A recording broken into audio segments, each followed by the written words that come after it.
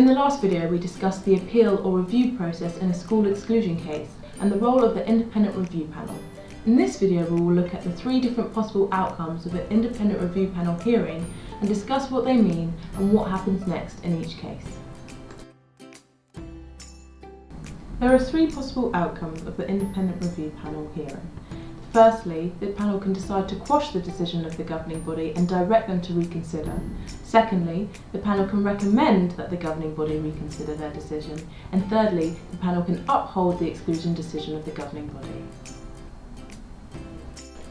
We will now look at each of those outcomes in turn, starting with the panel deciding to quash the decision of the governing body and directing them to reconsider. So what does this mean? If the independent review panel chooses to quash the governing body's decision, this means that it has decided that the governing body's decision, or the way in which they made their decision, was so flawed that it could not remain in place. This will be because the decision was unlawful, irrational, and/or procedurally improper. Unlawful. This is where the head teacher or the governing body acted in a way which was not within the law, for example, excluding a pupil for non-behavioural reasons. For more information on the legal test for exclusion, see this video. Irrational. This is where the decision was so unreasonable that no reasonable governing body would have made it. For instance, if the decision was made on the basis of no evidence, or if the evidence wasn't properly considered. Procedurally improper. This means that the correct procedure or process was not followed and that the consequence of these failures was so severe that the decision could only be flawed. For instance, this could be if the parents or the child were not given the chance to speak at the hearing. For more information on the correct procedure that must be followed, see these videos.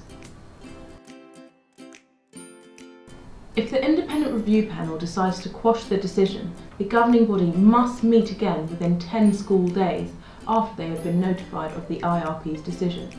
The governing body may then change their decision and reinstate the pupil, or they may not. For more information on the governing body's reconsideration, please see this video. Even if the governing body decides not to change their decision after the IRP's direction that they reconsider, a note will be made on the pupil's school record that the IRP considered the decision to be flawed. There is a rule that if a child has been excluded twice, a school's admission authority can refuse that child a place at their school. If an IRP has quashed a decision to exclude, this means that that exclusion will not count towards this rule. The IRP may also make a direction to adjust the school's budget if the governing body do not change their decision, or in the case of an academy, the school would be required to make an equivalent payment to the local authority. The adjustment is normally around £4,000 and will usually be put towards the pupil's alternative provision of education. The second possible outcome is the panel recommending that the governing body reconsider their decision. So what does this mean? This means that the independent review panel have not concluded that the governing body decision was so flawed that it needed to be quashed. However, there is still sufficient procedural or other errors that the IRP believes that a reconsideration by the governing body would be justified. So what happens next?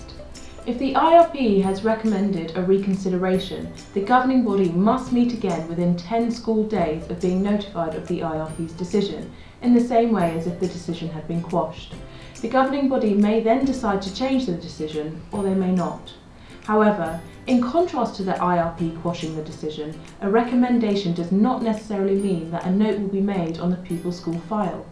If the governing body decides not to change their decision, then the exclusion will still count towards the rule that a school admissions authority can refuse to accept a pupil who's been excluded twice. There will also be no budget adjustment.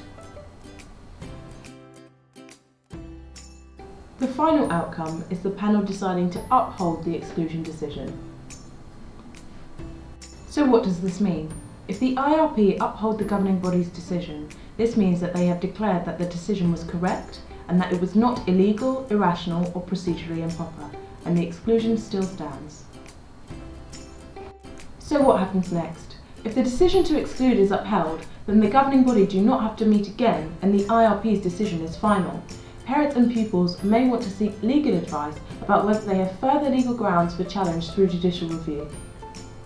Thank you for watching this short video on school exclusions. The links for all the videos mentioned can be found in the description box below. We hope that you've enjoyed the video and you found the information that you were looking for. If not, please visit our YouTube channel and watch our other videos for more information on school exclusions. Bye!